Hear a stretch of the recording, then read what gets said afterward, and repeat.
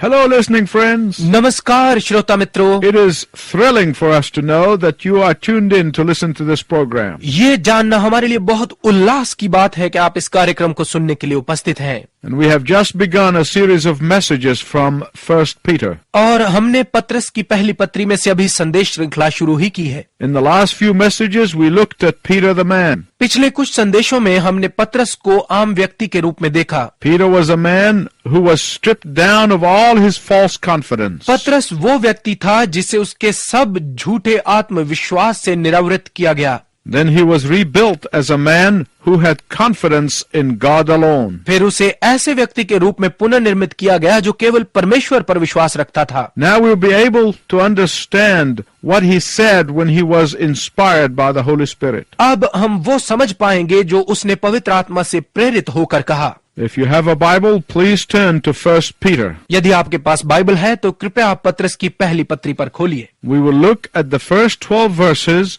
of the first chapter over the next few broadcasts. अगले कुछ प्रसारणों में हम पहले अध्याय के पहले 12 पदों पर गौर करेंगे। Peter is going to teach us how to count our blessings. पत्रस हमें सिखाने वाला है कि हम अपनी आशीषों को कैसे गिने। Many years ago, I learned a song in Sunday school that has literally become one of the principles in my life. बहुत साल पहले रविवार स्कूल में मैंने एक गीत सीखा था जो यथार्थ मेरे जीवन के सिद्धांतों में से एक बन गया है। It goes like this. ये इस प्रकार से है। Count your blessings, name them one by one. अपनी आशीषें गिनो नाम ले लेकर। It will surprise you what the Lord has done. ये आपको अचंभित करेगा जो प्रभु ने किया है। Throughout my life, this favorite chorus of mine has become life practice. मेरे पूरे जीवन मेरा ये पसंदीदा गीत मेरा जीवन अभ्यास बन गया है। Not only that, इतना ही नहीं, but I have endeavored to teach this principle to my children. परंतु ये सिद्धांत मैंने अपने बच्चों को भी सिखाने का प्रयत्न किया है। Let me give you a very valuable piece of advice. मैं आपको एक बहुत ही कीमती सलाह देना चाहता हूँ। If you would like to make one resolution that will bless you for the rest of your life, यदि आप एक संकल्प करना चाहें जो आपके बाकी संपूर्ण जीवन आपको आशीषित करे, it would be this. तो वो ये हो। You begin every single morning and every single day with the habit of counting your blessings. आप अपनी हर सुबह और हर दिन अपनी आशीषों को गिनने की आदत के साथ प्रारंभ कीजिए। If you are a visually oriented person, then write your blessings down and then read them. यदि आप अच्छी दृष्टि के व्यक्ति हैं तो अपनी आशीषों को लिखिए और फिर उन्हें पढ़िए Every morning. हर सुबह। If you are an audio-oriented person, record them on a tape recorder and listen to them. यदि आप सुनने में रुचि रखते हैं तो इन्हें टेप में रिकॉर्ड कीजिए और सुनिए Every morning. हर सुबह। Add to them every week as God blesses you. प्रति सप्ताह इन्हें बढ़ाते जाइए जैसे जैसे परमेश्वर आपको आशीषित करता है। Do whatever it takes. कुछ भी हो ये कीजिए। Use whichever method works for you. जो भी तरीका आपके काम में आए प्रयोग कीजिए। Just do it. बस इसे कीजिए। Count your blessings every day. प्रतिदिन अपनी आशीषों को गिनिए। Why? क्यों? To remind yourself every single day of the blessings of God that are really too many to number. प्रतिदिन खुद को परमेश्वर की आशीषें स्मरण दिलाने के लिए जो गिनती में असल में बहुत अधिक हैं। In Psalm 40, the psalmist said they are too many to count. भजन संहिता 40 में भजनकार कहता है कि वो गिनती से बाहर हैं। I know there are days when some of you do not feel that you are particularly blessed. मुझे पता है कि कई ऐसे दिन होते हैं जब आप में से कई ऐसा महसूस नहीं करते कि आप खास तौर से आशीष पाए हैं। But the truth is you are more blessed than you realize. परंतु सत्य यह है कि आप उससे कहीं अधिक आशीषित हैं जितना आप सोचते हैं। You are blessed more than you ever think or imagine or dream. आप उससे कहीं अधिक आशीषित हैं जितना आप कभी सोच सकते, कल्पना कर सकते या जिसका सपना देख सकते हैं। Just take the time and focus on the blessings of God. बस कुछ समय लीजिए और परमेश्वर की आशीषों पर ध्यान दीजिए। The problem with many of us is that we find it easy to count our troubles and our problems. हम में से अधिकतर लोगों के साथ समस्या ये है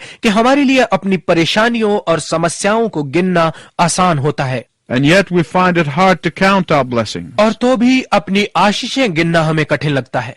It is ironic that the people who are bored most in life ये व्यंग्यात्मक बात है कि जीवन में सबसे अधिक उबे हुए लोग are those who have so many blessings. वो हैं जिनके पास बहुत सारी आशीषें हैं। And often they are the ones who do not recognize their blessing. और अक्सर वही होते हैं जो अपनी आशीषों को नहीं पहचानते। Sometimes those who have the least are the most thankful. कई बार वो सबसे अधिक धन्यवादी होते हैं जिनके पास बहुत कम है। The Apostle Peter was a man who was overwhelmed with the blessings of God in Christ Jesus. प्रेरित पतरस वो व्यक्ति था जो मसीह यीशु में परमेश्वर की आशीषों से परिपूर्ण था। So much so that he begins his epistle by counting his blessings. इतना अधिक कि वो अपनी पत्री उसकी आशीषें गिनते हुए ही प्रारंभ करता है। He counts these sevenfold blessings in the following order. वो इन 7 सतही आशीषों को इस प्रकार से गिनता है। The first blessing is the blessings of God's call and election to salvation. पहली आशीष है परमेश्वर के द्वारा उद्धार के लिए चुनाव और बुलाहट की आशीषें।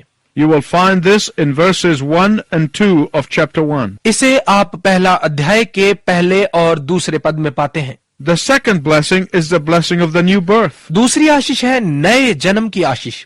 Verse 3 of chapter 1. पहले अध्याय का 3 पद। The third is the blessing of a living hope. तीसरी है जीवित आशा की आशीष। That is also in verse 3. ये भी 3 पद में है। The fourth blessing is the blessing of an inheritance. चौथी आशीष है विरासत की आशीष। It's found in verse 4 of chapter 1. ये 1 अध्याय के 4 पद में है।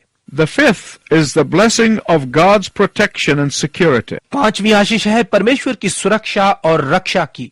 It's found in verse 5 of chapter 1. ये पहले अध्याय के 5 पद में मिलती है। The sixth is the blessing of suffering for the sake of Christ. छठी आशीष है मसीह के लिए दुख उठाने की आशीष। Verses 6 to 9 of chapter 1. पहले अध्याय का 6 से 9 पद।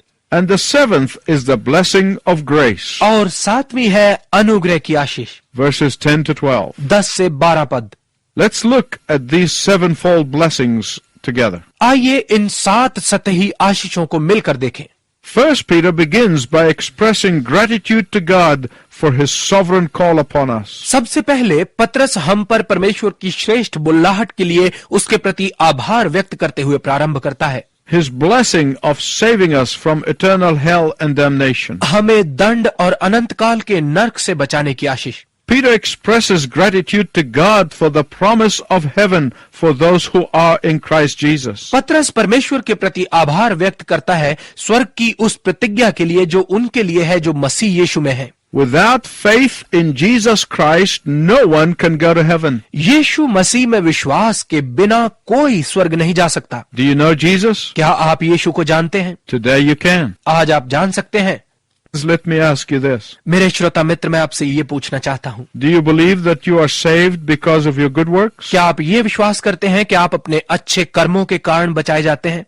Do you believe that you are saved because of your superior intelligence? क्या आप ये विश्वास करते हैं कि आप अपने उत्तम ज्ञान के कारण बचाए जाते हैं? Do you believe that you are saved because you are a good man or a good woman? क्या आप ऐसा विश्वास करते हैं कि आप इस कारण बचाए जाते हैं कि आप एक अच्छे पुरुष या अच्छी स्त्री हैं? Do you believe that you are saved because you are a righteous person? क्या आप ये विश्वास करते हैं कि आप इस कारण बचाए जाते हैं क्योंकि आप एक धर्मी व्यक्ति हैं?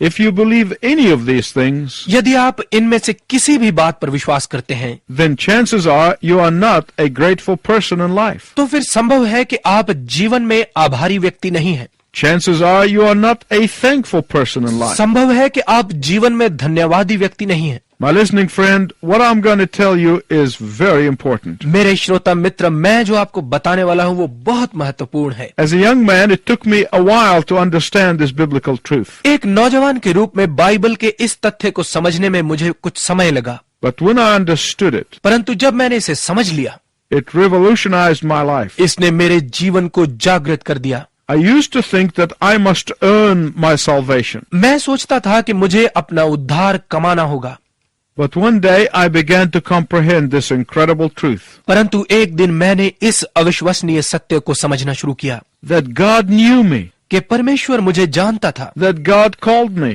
कि परमेश्वर ने मुझे बुलाया, That God chose me. कि परमेश्वर ने मुझे चुना, That God saved me before the earth was formed. कि सृष्टि की रचना से पहले ही परमेश्वर ने मुझे बचा लिया। Beginning with that day, I am on my knees every day thanking God for the gift of salvation. उस दिन से प्रारंभ करके मैं हर दिन घुटनों के बल उद्धार के वरदान के लिए परमेश्वर का धन्यवाद करता हूँ। From that day on, I'm happy to be vulnerable. उस दिन से मैं चोटिल किए जाने पर खुश हूँ। I'm happy to be called names by those who do not believe. मैं उनके द्वारा भला बुरा कहलवाने से खुश हूँ जो विश्वास नहीं करते। Why? क्यों?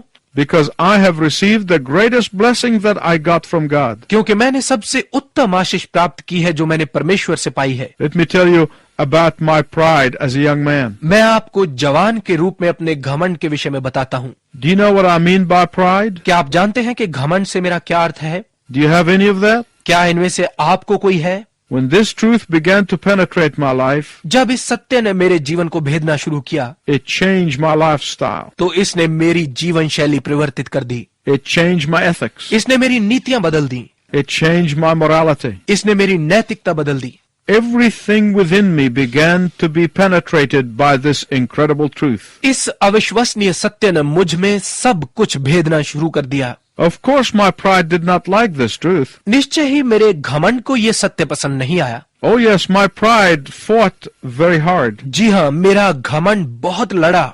Oh yes, my pride would not easily accept this truth. जी हाँ, मेरे घमंड ने इस सत्य को आसानी से ग्रहण नहीं किया। My pride wanted to take at least some of the credit for my salvation. मेरा घमंड मेरे उद्धार का कम से कम कुछ श्रेय प्राप्त करना चाहता था। My pride wanted to boast about my salvation. मेरा घमंड मेरे उद्धार पर फूलना चाहता था। My pride wanted to get glory for myself. मेरा घमंड मेरे लिए प्रशंसा पाना चाहता था। But the Bible does not give me any such thing. परंतु बाइबल मुझे ऐसी कोई बात नहीं देती। And that is why 1 Peter 1:1 and 2 tells us और इसीलिए पहला पत्रस पहला अध्याय का 1 और 2 पद हमें बताता है that our salvation is entirely the work of the Holy Trinity. कि हमारा उद्धार पूर्ण रूप से पवित्र त्रिएकता का कार्य है। God the Father chose us. परमेश्वर पिता ने हमें चुना। God the Son redeemed us. परमेश्वर पुत्र ने हमें छुड़ाया। God the Holy Spirit called and sealed us. परमेश्वर पवित्र आत्मा ने हमें बुलाया और हम पर मोहर लगाई। And this is the blessing of God's election. और ये परमेश्वर के चुनाव की आशीष है। My listening friends, let me ask you this. मेरे श्रोता मित्रों, मैं आपसे ये पूछना चाहता हूँ, When was the last time you thanked God for the blessing of His election of you to believe and be saved? अंतिम बार कब आपने परमेश्वर का धन्यवाद किया इस आशीष के लिए कि उसने आपको चुना कि आप विश्वास करें और बचाए जाएं? Secondly, we have the blessing of the new birth. दूसरा, हमारे पास नए जन्म की आशीष है।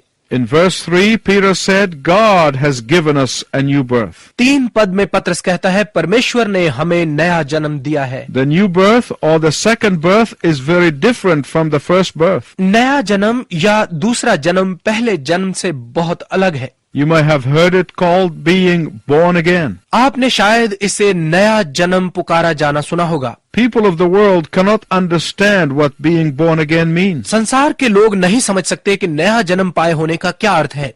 The people of the world who are not born of the Spirit of God cannot understand it. संसार के लोग जिन्होंने परमेश्वर के आत्मा से जन्म नहीं पाया है इसे नहीं समझ सकते। Part of the problem in our world is that we are trying to change people's behavior. हमारे संसार में समस्या का एक हिस्सा ये है कि हम लोगों का व्यवहार बदलने का प्रयत्न कर रहे हैं। We are asking those who are not born again to live like those who are born again. जिन्होंने नया जन्म नहीं पाया है हम उन्हें नया जन्म पाए हुए लोगों की तरह जीने के लिए कह रहे हैं। But the people of the world are not born again. परंतु संसार के लोग नया जन्म पाए हुए नहीं हैं। So they do not know how to live a Christian life. इसलिए वो एक मसीही जीवन जीना नहीं जानते। They don't understand it. वो इसे नहीं समझते। That is why the world has a hard time comprehending the supernatural phenomena that only believers in Jesus Christ understand. इसीलिए संसार के लिए उस अलौकिक तथ्य को समझना कठिन है जो केवल यीशु मसीह में विश्वासी ही समझ सकते हैं। People of the world joke about it. संसार के लोग इसका मजाक उड़ाते हैं। People of the world make light of it. संसार के लोग इसे महत्वहीन बनाते हैं। Why? क्यों?